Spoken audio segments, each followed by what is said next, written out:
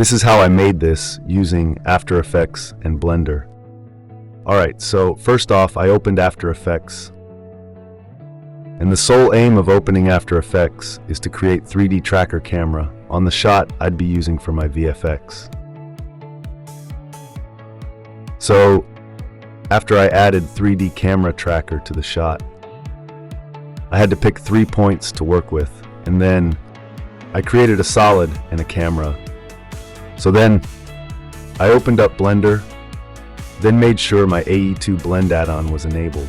Went back to After Effects to copy the track solid transform values, then pasted it into Blender by navigating the AE2 blend add-on and clicked on Create Plane. I also had to the same thing for the 3D tracker camera. So I went back again to After Effects, then copied the transform values under the 3D tracker camera, then pasted it into Blender by hitting the Create Camera in the add-on. I turned on the background image under the camera properties, then I picked the video shot. Afterwards, I increased its opacity, went back to After Effects, copied the focal length so everything lined up. Then I just edited the plane where I wanted it. Had to create a cloth tear effect on Blender. Then brought in my Nivea roll-on object. Gave it a little animation, rolling out of its box, and then set it up for the collision with the cloth.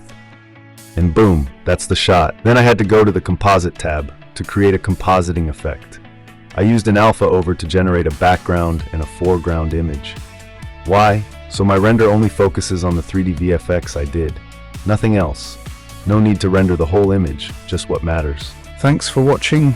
Sit back, relax, and enjoy the full animation preview.